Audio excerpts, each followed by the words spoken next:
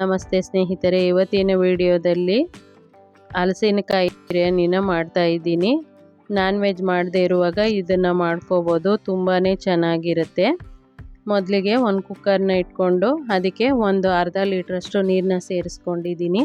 ಹಾಗೆಯೇ ಅರ್ಧ ಹಲಸಿನಕಾಯಿನ ಕಟ್ ಮಾಡಿ ತೊಳೆದು ಸೇರಿಸ್ಕೊಂಡಿದ್ದೀನಿ. ಇದಾದ ನಂತರ ನಾನಿಲ್ಲಿ ಒಂದು 3-4 ಚಿಟಿಕೆಯಷ್ಟು ಅರಶಿನ ಪುಡಿನ ಸೇರಿಸ್ಕೊಳ್ತೀನಿ. 1 ಟೇಬಲ್ ಸ್ಪೂನಷ್ಟು ಅಡುಗೆ ಎಣ್ಣೆನ ಸೇರಿಸ್ಕೊಂಡು ಕುಕ್ಕರ್ ಕ್ಯಾಪ್ನ ಕ್ಲೋಸ್ ಮಾಡಿ ನಾನಿಲ್ಲಿ ಒಂದು 3 ವಿಸಿಲ್ಲು ಕೂಗಿಸ್ಕೊಳ್ತೀನಿ. ಇದು ಕೂಗಿಸ್ಕೊಂಡ ನಂತರ ಇನ್ನೊಂದು ಕಡೆ ನಾನಿಲ್ಲಿ ರುಬ್ಕೊಳ್ಳೋದಕ್ಕೆ ಮಿಕ್ಸಿ ಜಾರ್ಗೆ ಒಂದು 20 ಹಸಿಮೆಣಸಿನ್ಕಾಯಿನ ಹಾಕ್ಕೊಂಡಿದ್ದೀನಿ. 2 ಈರುಳ್ಳಿನ 4 ಭಾಗ ಮಾಡಿ ಸೇರಿಸ್ಕೊಂಡಿದ್ದೀನಿ. ಹಾಗೆಯೇ 3 ಬೆಳ್ಳುಳ್ಳಿನ ಹಾಕ್ಕೊಂಡಿದ್ದೀನಿ. 2.5 ಇಂಚಷ್ಟು ಶುಂಠಿನ ಕಟ್ ಮಾಡಿ ಸೇರಿಸ್ಕೊಂಡಿದ್ದೀನಿ. ಹಾಗೆ ಲವಂಗ ಒಂದು 10-12 ತೊಗೊಂಡಿದ್ದೀನಿ. ಚಕ್ಕೆ ಸ್ವಲ್ಪ ಹಾಕ್ಕೊಂಡಿದ್ದೀನಿ. 2 ಏಲಕ್ಕಿನ ಸೇರಿಸ್ಕೊಂಡು ಇದು ರುಬ್ಬಿದ ನಂತರ ನೋಡಿ ಅರ್ಧ ಕಟ್ಟಷ್ಟು ಪುದೀನ ಸೊಪ್ಪು ಇದನ್ನು ಸೇರಿಸಿ ರುಬ್ಕೊಳ್ತೀನಿ. ಇವಾಗ ನಾನು ಇನ್ನೊಂದು ಕುಕ್ಕರ್ನ ತೊಗೊಂಡು ಒಂದು 150 ಗ್ರಾಮ್ ಆಗೋಷ್ಟು ಅಡುಗೆ ಎಣ್ಣೆನ ಸೇರಿಸ್ಕೊಂಡಿದ್ದೀನಿ. ಆನಂತರ ಅದಕ್ಕೆ ನಾನು 2 ಈರುಳ್ಳಿನ ಉದ್ದಕ್ಕೆ ಹೆಚ್ಚಿ ಸೇರಿಸ್ಕೊಂಡು ಹಾಗೆ ಮಸಾಲೆ ಪದಾರ್ಥಗಳನ್ನೆಲ್ಲ ಹಾಕ್ಕೊಂಡು ಹುರ್ಕೊಂಡಿದ್ದೀನಿ. ಅದು ಹುರ್ಕೊಂಡ ನಂತರ ನಾನು ರುಬ್ಕೊಂಡಂತಹ ಮಸಾಲೆನ ಹಾಕ್ಕೊಂಡಿದ್ದೀನಿ. ಹಾಕ್ಕೊಂಡು ಇದು ಸ್ವಲ್ಪ ಎಣ್ಣೆ ಬಿಡೋವರೆಗೂ ಫ್ರೈ ಮಾಡ್ಕೊಳ್ತೀನಿ. ಯಾಕಂದರೆ ಇದನ್ನು ಹುರಿದಿಲ್ಲ, ಡೈರೆಕ್ಟಾಗಿ ರುಬ್ಕೊಂಡಿರೋದ್ರಿಂದ ಸ್ವಲ್ಪ ಎಣ್ಣೆ ಬಿಡೋವರೆಗೂ ಬೇಯಿಸ್ಕೋಬೇಕು, ಹಸಿ ವಾಸನೆ ಎಲ್ಲ ಹೋಗಬೇಕು. ಹಾಗಾಗಿ ಆನಂತರ ನೋಡಿ ಇದು 5 ಟೊಮೊಟೊನು ನಾನು ರುಬ್ಬಿನೇ ಪೇಸ್ಟ್ ಮಾಡಿ ಹಾಕ್ಕೊಳ್ತಿದ್ದೀನಿ. ನೀವು ಬೇಕಿದ್ರೆ ಕಟ್ ಮಾಡಿನೂ ಸೇರಿಸ್ಕೋಬೋದು. ನೋಡಿ ಇವಾಗ ಎಣ್ಣೆ ಬಿಡ್ತಾ ಬಂದಿದೆ. ಇವಾಗ ನಾನು ಟೊಮೊಟೊನ ರುಬ್ಬಿ ಸೇರಿಸ್ಕೊಳ್ತಿದ್ದೀನಿ. ಸೇರಿಸ್ಕೊಂಡು ಮಧ್ಯಮ ಊರಿನಲ್ಲಿ ಈ ರೀತಿ ಮುಚ್ಚಿಟ್ಟು ಬೇಯಿಸ್ಕೊಳ್ತೀನಿ. ಆನಂತರ ಹಲಸಿನಕಾಯಿ ನಾನೇನು ಬೇಯಿಸಿಟ್ಕೊಂಡಿದ್ದೆ ಅದನ್ನು ಸೇರಿಸ್ಕೊಳ್ತಿದ್ದೀನಿ. ನೀರನ್ನೂ ನಾನು ಆಮೇಲೆ ಹಾಕ್ಕೊಳ್ತೀನಿ. ಇದು ಬೇಯಿಸಿರೋ ನೀರನ್ನೂ ವೇಸ್ಟ್ ಮಾಡಲ್ಲ, ಇದಕ್ಕೇ ಹಾಕ್ಕೊಳ್ತೀನಿ. ಇವಾಗ ಹಲಸಿನಕಾಯಿ ಹಾಕಿದ ನಂತರ ಇದನ್ನು 1-2 ಸರಿ ಈ ರೀತಿ ಮಿಕ್ಸ್ ಮಾಡ್ಕೊಳ್ತೀನಿ.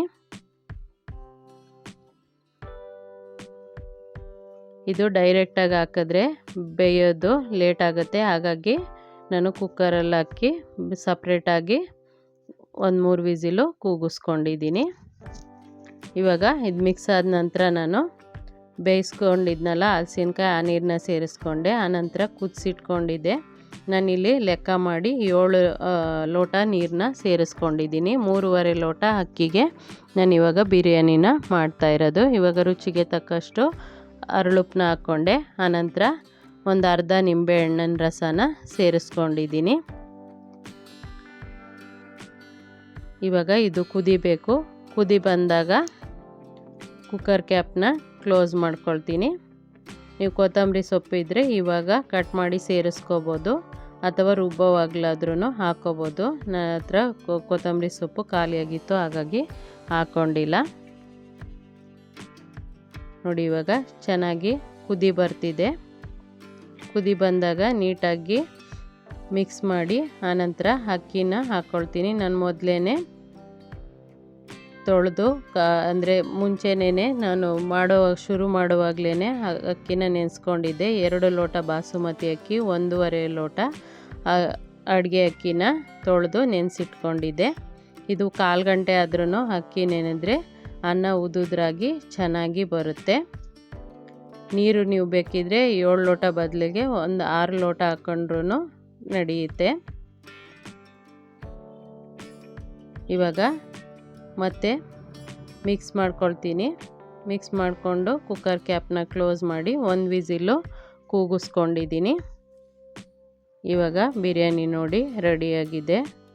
ಒಳ್ಳೆ ಘಮ ಬರ್ತಿದೆ, ತುಂಬಾ ರುಚಿಕರವಾಗಿರುತ್ತೆ. ಹಾಗೆಯೇ ನಾವು ಚಿಕನ್ ಮಟನ್ ಬದಲಿಗೆ ಇದನ್ನು ಮಾಡಿಕೊಂಡು ತಿನ್ಬೋದು. ವೆಜಿಟೇರಿಯನ್ಗಂತೂ ಒಳ್ಳೆ ಬಿರಿಯಾನಿ ಇದು. ಸ್ನೇಹಿತರೆ, ಈ ವಿಡಿಯೋ ಇಷ್ಟ ಆಗಿದ್ದರೆ ಪ್ಲೀಸ್ ಲೈಕ್ ಮಾಡಿ, ಮರಿದೇ ಕಮೆಂಟ್ ಮಾಡಿ. ಹಾಗೆ ಈ ವಿಡಿಯೋನ ನಿಮ್ಮ ಸ್ನೇಹಿತರಿಗೂ ಶೇರ್ ಮಾಡಿ. ಮೊದಲನೇ ಬಾರಿಗೆ ನಮ್ಮ ವಾಹಿನಿನ ನೋಡ್ತಾ ಇದ್ರೆ ಪ್ಲೀಸ್ ಸಬ್ಸ್ಕ್ರೈಬ್ ಮಾಡಿಕೊಂಡು ನೋಡಿ. ಹಾಗೆಯೇ ಕಮೆಂಟಲ್ಲಿ ಟ್ರೈ ಮಾಡಿ ಹೇಗೆ ಬಂತು ಅಂತ ಮರೀದೆ ತಿಳಿಸಿ ಸ್ನೇಹಿತರೆ. ಧನ್ಯವಾದಗಳು.